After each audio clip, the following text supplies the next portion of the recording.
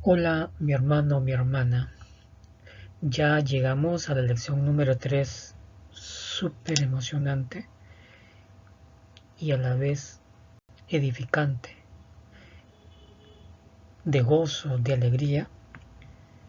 Y empezamos con el texto de memoria que se encuentra en Mateo 4:19. Y les dijo, venid en pos de mí y os haré pescadores de hombres. Venid en pos de mí significaba ser discípulo de Jesús, vivir todo el tiempo con Él, donde Él viviera, comer lo que Él comiera. En una palabra, ser como Jesús. Al observar cómo obraba Jesús con la gente, aprendemos cómo guiar a otros al conocimiento de la salvación a través de Jesucristo. Jesús veía a cada uno a través de los ojos de la compasión divina. Veía a otros no como un pescador rudo y ruidoso, sino como un poderoso predicador. Veía a Santiago y a Juan no como radicales ardientes y de mal genio, sino como proclamadores entusiastas de su gracia. Veía el profundo anhelo de amor genuino y aceptación en los corazones de María Magdalena, la mujer samaritana y la mujer con el problema de flujo de sangre. Veía a Tomás no como un escéptico cínico, sino como alguien con preguntas sinceras. Ya sea que fueran hombres o mujeres, un ladrón en la cruz o un loco poseído por demonios, Jesús los miraba a través de los ojos de la salvación. Solo hay un milagro en toda la Biblia que Jesús hizo en dos etapas. Es la curación del ciego en Betsaida. Esta historia ofrece lecciones eternas para la Iglesia de Cristo hoy. Ilustra el plan de Dios de usar a cada creyente para traer a alguien más a Jesús. Marcos 8:22 relata lo siguiente. Vino luego a Betsaida y le trajeron un ciego y le rogaron que le tocase. Las dos palabras clave aquí son trajeron y rogaron. El ciego no vino solo. Sus amigos vieron su necesidad y lo trajeron. Puede que no haya tenido mucha fe, pero ellos sí. Creían que Jesús sanaría la ceguera de este hombre. Hay aproximadamente 25 milagros curativos distintos en el Nuevo Testamento realizados por Jesús. En más de la mitad, un pariente o un amigo lleva al individuo a Jesús para que lo sane. Muchas personas nunca vendrán a Jesús a menos que alguien que tenga fe los traiga. Nuestro papel es convertirnos en presentadores y acercar personas a Jesús. La segunda palabra que es digna de nuestra consideración se encuentra en Marcos 8:22. Es la palabra rogar. Puede significar suplicar, implorar o exhortar. Implica un pedido más suave, amable y gentil que una demanda ruidosa y bulliciosa. Los amigos de este hombre amablemente suplicaron a Jesús, creyendo que tenía tanto el deseo como el poder de ayudar a este hombre. Puede ser que el hombre no haya tenido fe en que Jesús podría sanarlo, pero sus amigos sí. Algunas veces debemos llevar a otros a Jesús sobre las alas de nuestra fe. ¿Por qué Jesús sanó al ciego en dos etapas? ¿Qué lecciones tiene esta historia para nosotros hoy como testigos de Jesús? En el relato de Marcos capítulo 8 versos 22 al 26, después que sus amigos llevaron al ciego a Jesús, Jesús lo tomó de la mano, lo sacó fuera de la aldea, escupió en sus ojos y puso sus manos sobre él y le preguntó: ¿qué ves? La respuesta fue que veía a los hombres como árboles que caminan, que andan. ¿Es posible que nosotros tampoco veamos a la gente con claridad? Los vemos a veces más como árboles que andan en forma vaga y sombría que como candidatos para el reino de Dios. ¿Qué crees que nos lleva a veces a no ver claramente a las personas? Jesús les enseñó a sus discípulos cómo ver a las personas a través de los ojos del cielo. Su visión de la gente era radical. Los veía no como eran, sino como podían llegar a ser. En todas sus interacciones con las personas, las trataba con dignidad y respeto. Jesús a menudo sorprendía a sus discípulos por la forma en que trataba a las personas. Por ejemplo, su interacción con la mujer samaritana. Este encuentro era, por decir, algo extraño, algo inaudito. ¿Por qué? Porque dentro del relato encontramos que después que Jesús le pide agua a la mujer responde y dice: ¿cómo tú, siendo judío, me pides a mí, que soy samaritana, me pides agua? Aquí existía una gran riña, un gran conflicto, porque entre judíos y samaritanos no se podían tratar entre sí. Un informe que nos ayuda a entender esto se encuentra en la Biblia de Estudio Arqueológico. Hace esta observación interesante sobre la relación entre los judíos y los samaritanos. La grieta entre los samaritanos y los judíos se remonta a un periodo temprano. Según de Reyes 17, los samaritanos eran descendientes de pueblos mesopotámicos que el rey de Asiria estableció por la fuerza en las tierras del norte de Israel a raíz del exilio del año 722 a.C.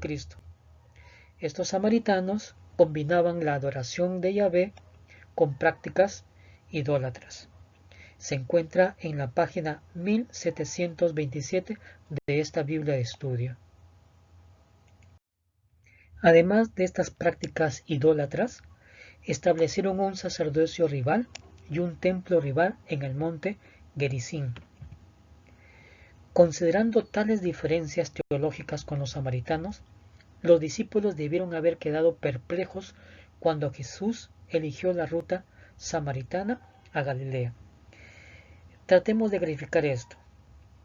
Judea se encuentra en tu mano izquierda, Samaria en el centro y Galilea en tu mano derecha.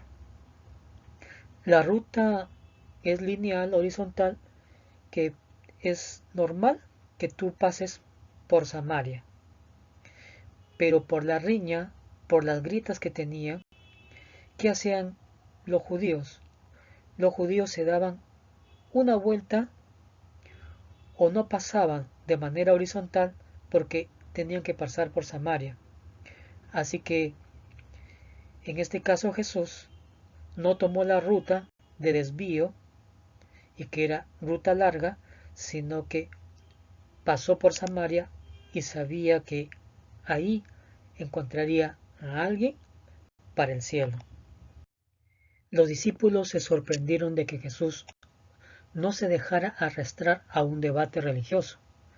Apeló directamente al anhelo de la mujer samaritana de aceptación, amor y perdón. Juan, en el capítulo 4, versos 3 a 34, relata del encuentro de Jesús con la mujer samaritana. ¿Cómo se acercó Jesús a la mujer samaritana? Pidiendo un favor, pidiéndole agua. ¿Cuál fue la respuesta de la mujer a la conversación de Cristo con ella? Fue de admiración, de sorpresa y aún algo no usual, y le dijo: ¿cómo tú, siendo judío, me pides agua a mí, que soy samaritana? ¿Cuál fue la respuesta de los discípulos a esta experiencia y cómo amplió Jesús su visión? Veamos un poco los antecedentes. Cuando Jesús decide quedarse en el pozo, los discípulos fueron a buscar comida. Una vez que retornan y ven a Jesús conversando con la mujer samaritana, callaron y no le preguntaron nada. Segundo, le dijeron que comiera. Y Jesús le responde que su comida era hacer la voluntad de su Padre. Los discípulos dijeron: alguien le ha traído algo de comer. Los discípulos estaban solamente preocupados en la comida, pero Jesús se preocupó por esta mujer que necesitaba la salvación. En señales de los tiempos del año 1892, del 20 de junio, hay una cita que expresa lo siguiente: los que tienen el Espíritu de Cristo verán a todos los hombres a través de los ojos de la compasión. Recordemos Hechos 1:8. Pero recibiréis poder cuando haya venido sobre vosotros el Espíritu Santo, y me seréis testigos en Jerusalén, en toda Judea, en Samaria y hasta lo último de la tierra. En la vida, el único lugar para comenzar es donde estás, porque no hay otro lugar para comenzar. El mensaje de Jesús a sus discípulos era demasiado claro como para ser mal entendido. Comienza donde estás. Testifica donde Dios te ha colocado. En lugar de soñar con mejores oportunidades, comienza con quienes te rodean. Mira con los ojos de Dios las posibilidades más cercanas a ti. No necesitas ser la persona más educada del mundo, la más elocuente, la más talentosa. Todo lo que necesitas es tu propio amor por Dios y tu amor por las almas. Si estás dispuesto a testificar, Dios abrirá el camino para que lo hagas. Al leer Juan capítulo 1, versos 40 y 41, Juan capítulo 6, 5 al 11 y Juan 12, 20 al 26, ¿qué dicen estos pasajes acerca de la visión espiritual de Andrés y su enfoque para testificar? Andrés, hermano de Simón Pedro, había oído a Juan y había seguido a Jesús. El comentario bíblico nos dice que Andrés se convirtió en el primer discípulo que comenzó a llevar a otros a Jesús. Por ejemplo, a su hermano Pedro le dijo: hemos hallado al Mesías. La experiencia de Andrés nos dice mucho. Él comenzó por su propia familia. Primero compartió a Cristo con su hermano Pedro. Recordemos a Andrés, que en un momento desarrolló una relación cordial con un niño pequeño que luego le proporcionó a Jesús el material para un milagro de los panes y los peces. Y Andrés sabía exactamente qué hacer con los griegos cuando se acercaron y dijeron: queremos ver a Jesús. Andrés, en lugar de debatir sobre teología, percibió la necesidad de los griegos y les presentó a Jesús. El arte de ganar almas de manera efectiva es el arte de construir relaciones positivas y afectuosas. Piensa en las personas más cercanas a ti que pueden no conocer a Jesús. ¿Sienten en su vida a alguien compasivo y afectuoso? ¿Ven en ti una paz y un propósito que anhelan? ¿Es tu vida un anuncio del Evangelio? ¿Hacemos amigos para Dios al compartir a Jesús? Jesús era un especialista en el trato con personas difíciles. Tanto por sus palabras como por sus acciones demostraba aceptación. Escuchaba atentamente sus preocupaciones, formulaba preguntas y revelaba gradualmente las verdades divinas. Reconocía el anhelo íntimo de los corazones más endurecidos y veía potencial en los pecadores más viles. Para Jesús, nadie estaba fuera del alcance del Evangelio. Jesús ciertamente creía que nadie ha caído tan bajo, nadie es tan vil que no pueda hallar liberación en Cristo. Esta cita la podemos encontrar en El Deseado de las Gentes, página 224. Veía en cada ser humano un reflejo de la gloria de la creación original. Después que realices una lectura de Mateo capítulo 4, versos 18-19, Marcos capítulo 12, versos 28 al 34 y Lucas 23, 39 al 43, harás las siguientes preguntas. ¿Qué resulta similar en los llamamientos de Cristo a Pedro y a Juan, a un escriba interrogador sin nombre y el ladrón en la cruz? ¿Qué es lo que se destaca? Veamos primero. Jesús caminaba por el mar de Galilea y vio a dos hermanos, Simón Pedro y Andrés. Los llamó y les dijo que los haría pescadores de hombres. Un escriba vino a interrogar a Jesús y Jesús al responderle le dijo en resumen que debería amar a Dios y a su prójimo, lo cual él no hacía, él no vivía tal experiencia. Y en el caso del ladrón de la cruz, aceptó su condición, reconoció a Jesús y le pidió estar con él, o que se acordara cuando Jesús esté en su reino, y Jesús le prometió estar en el paraíso. ¿Qué es lo que se destaca? Donde quiera que Jesús iba, veía posibilidades espirituales, veía posibles candidatos para el reino de Dios en las circunstancias más improbables. Jesús siempre veía candidatos para el reino, para el cielo. Llamamos a esta habilidad ojos de crecimiento de iglesia. Los ojos de crecimiento de iglesia son una sensibilidad cultivada para ver a las personas como Jesús las veía, como candidatos para el reino de Dios. Esto también implica oídos de crecimiento de iglesia, que tiene que ver con escuchar las necesidades no expresadas de quienes nos rodean. Tiene que ver con escuchar el anhelo de sus corazones por algo que no tienen, incluso si no lo han expresado abiertamente. Pídele al Señor que te haga sensible al ministerio del Espíritu Santo en la vida de los demás. Ora para que Dios te dé el segundo toque y te abra los ojos a las oportunidades espirituales que te ofrece cada día para compartir tu fe con los demás. Veremos que la vida tendrá un significado completamente nuevo.